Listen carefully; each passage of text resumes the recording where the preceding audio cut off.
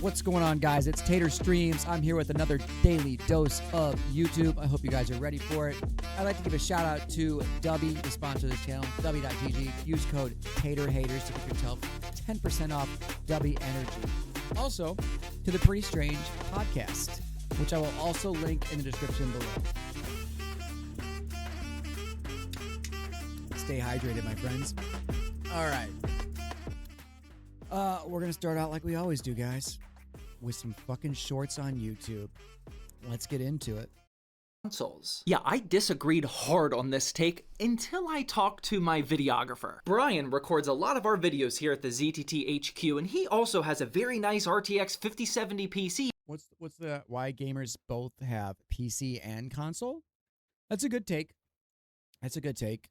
I have several consoles, and I guess you could say two PCs. Only I have one that's mine and one's my fiance's. But still buys games on consoles. I asked him, why do some people like him think like this? And I'm not gonna lie, he gave me some valid answers. I'm just gonna rattle them off real quickly because I can think of one key one. All right.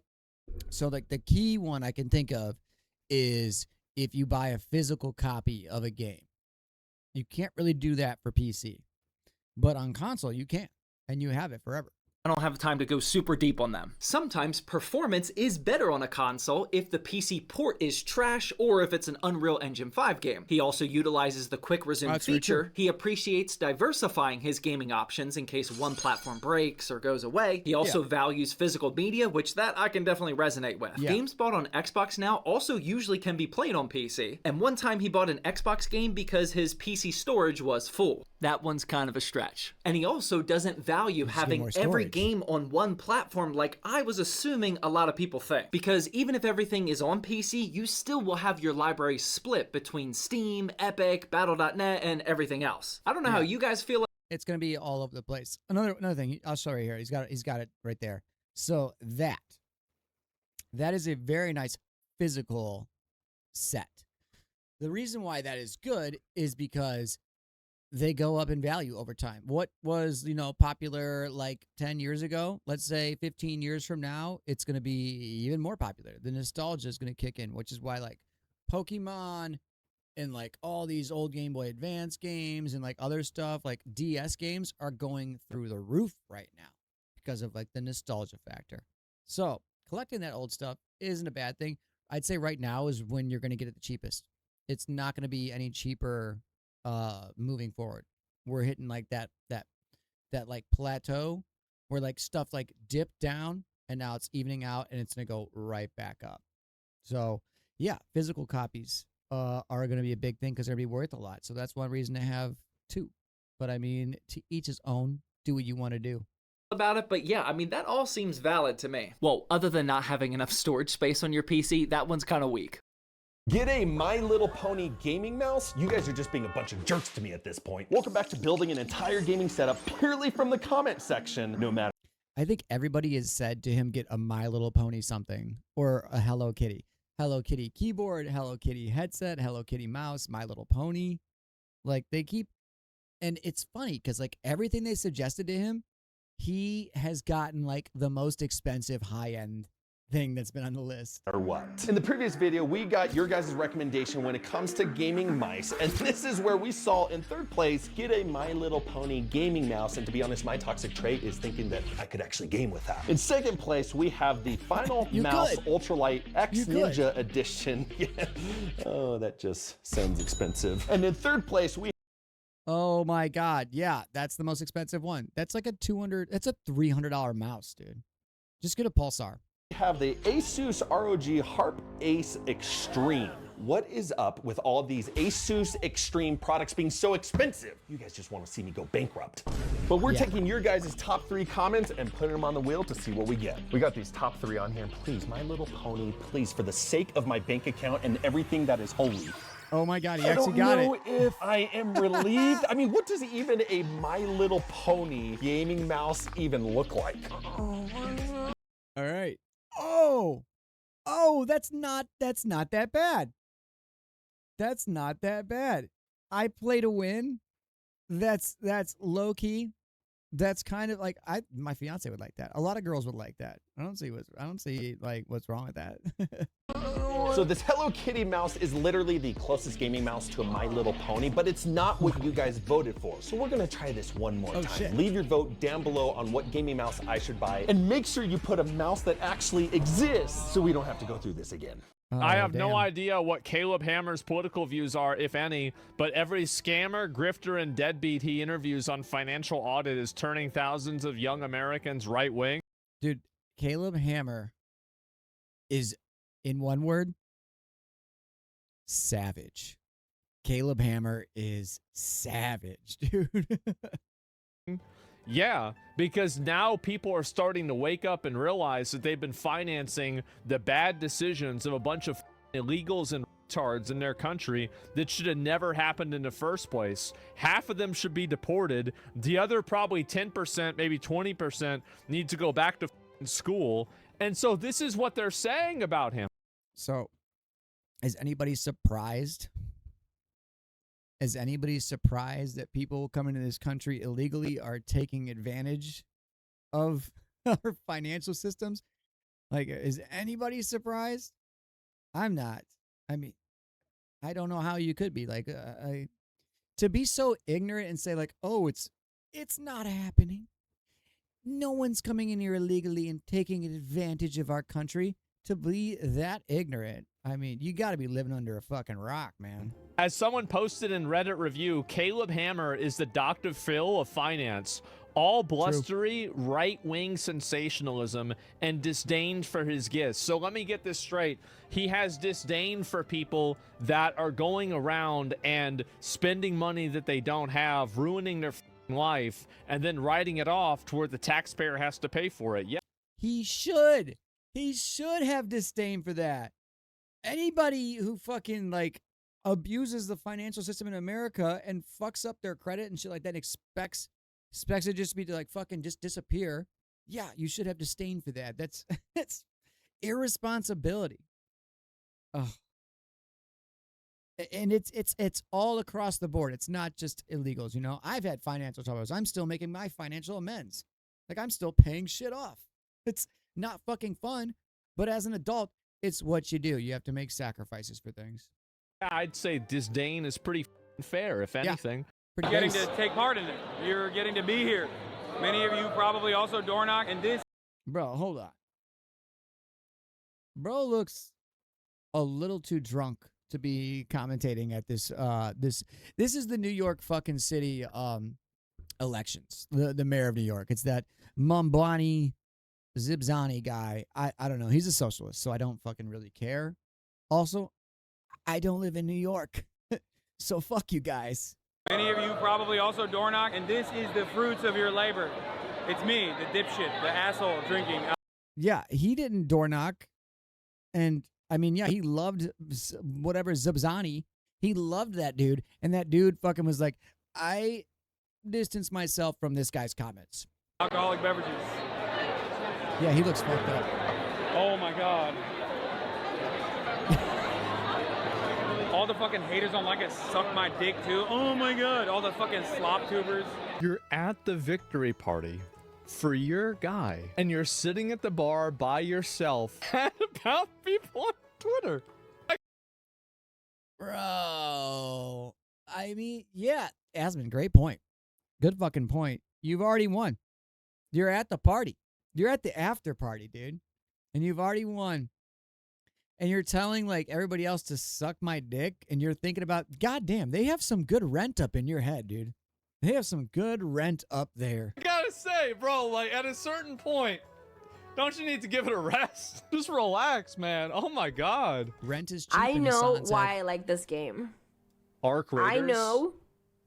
I know I've never played it. why I like Ark, and I know why I'm good at Ark. I finally figured it out. Okay? Ark Raiders is like living in Colombia. You are in your house, and you're gonna go outside. But you know, you only leave the house with what you're willing to lose, okay?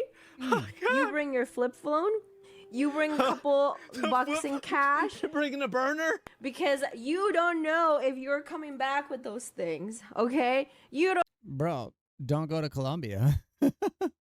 What do you know about what do I know about Colombia? What do I know about Colombia? Very little. I'll openly admit that. Very little. I know I've heard they have good cocaine. I've heard Colombia has good cocaine. I've heard there's some gangs in Colombia. I've heard there's been a lot of corruption in Colombia.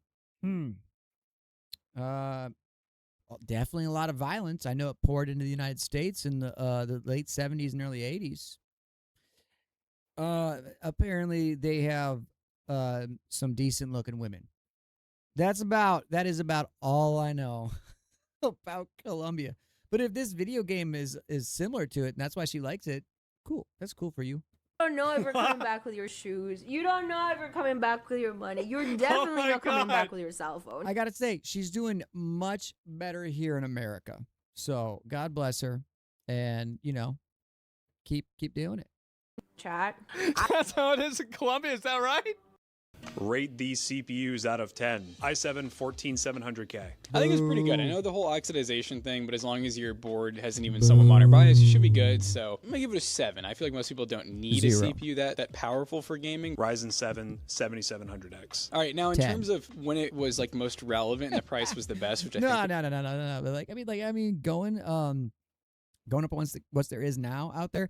A 7700X is not a bad CPU. I can't give it a 10, but it's not a bad CPU. it'd be like 260-ish. I would give that like a 9 out of 10. I mean, it's a solid 8-core, 16-thread. This is an X. It gets a little bit more boost frequency and stuff. I would always rate AMD CPUs higher than Intel. I'm not a fan of Intel. Ryzen 5 7600X. Well, I have the 7700X, so it has to be worse than that. So I'd probably give it like a. Actually, you guys use it a lot. I'll give it a 7. Dude, I mean, if you're going to do solid like 1440p gaming like nowadays, I'd say it's probably pretty good. It's probably pretty good, man. I have a fucking 5800X, a Ryzen 5800X. That's like 2020. It's a 2020 chip, and I'm still rocking it. Or 8. i3 12100F. 10 out of 10. Best budget CPU in the world. Rate the No, I think the best budget CPU is the Ryzen 7 7500F. I think that is the best budget CPU. And my last gen best budget CPU would have been the 3600 because you can fucking still play great in 1080p. You can still stream. You can do all the things you want to do, just not in 1440 or 4K. i5 14600K out of 10. Probably say a 7. Rate the i5 12400F out of 10. Probably a 6. Rate the All Intel. All Intel is just, it ain't that good. That's all I gotta say. It ain't that good. Intel ain't that good. i3 14100F out of 10. I'm gonna say a solid 5 or 6. How about the 9600X? I'm gonna give that one a solid 9. Rate the 14900K out of 10. 10 out of 10. I know who'd ask that question. Rate the 5800X 3D out of 10. I'm going to say that was a 10 out of 10 too. So that is the 3D variant of what I currently have in my PC. Running at 59 degrees Celsius while fucking OBS is running, YouTube's running, a bunch of tabs are going, and it's chilling. It's chilling. Temperature's dropping right now because I'm not playing a video.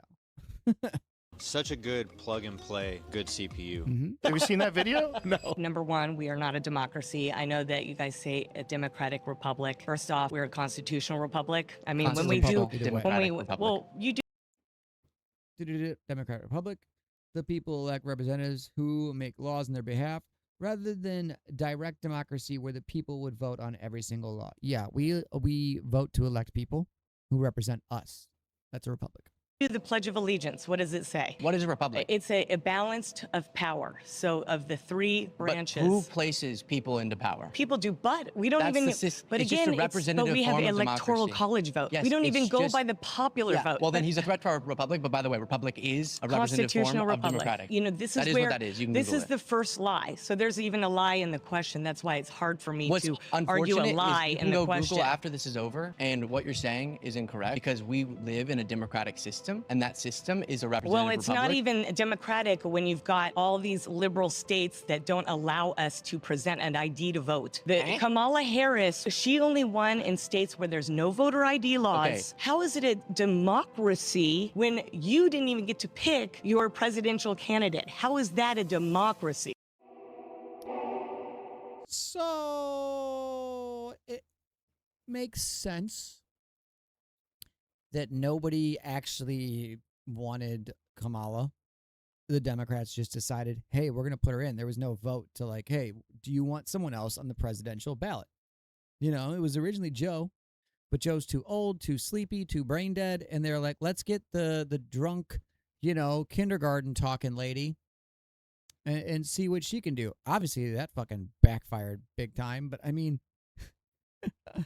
they didn't have a vote to put her in as the electoral presidential candidate. That is true. That is fact.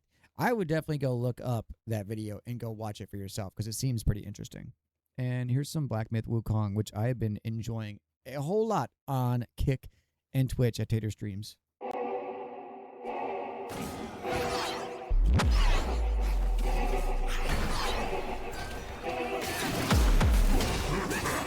Dude, I mean, you get in the quality and it just doesn't do it justice.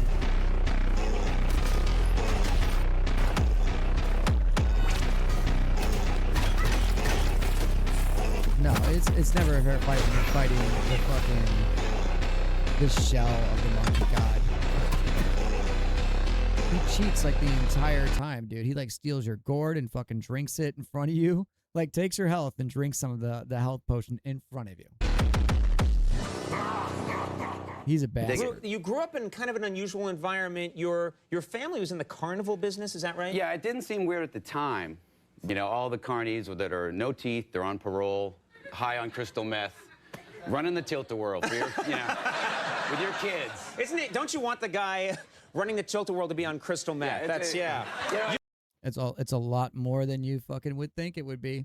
I knew a couple people who did work carnivals. I did work for a guy who's, believe it or not, was probably one of the best bosses I've ever had. He loved the carnival. He worked at the carnival with his family when he was younger, and he had like stored up all of like the rides and stuff and like planned to open it again, but he passed away sadly. But yeah, Carney's it's up there with like loose jobs. You know what I mean? There's like Carney's, tree workers, and then like drywallers. Like they're the wildest of the people that I've met, like working in places. You'll be in charge of the giant centrifugal machine. All right. The kids are like, "Can I get off?" And he's like, "Yeah." So you're living in that environment, and you didn't know that was a strange environment. No kid would. They would think this is probably how all kids live. Well, right?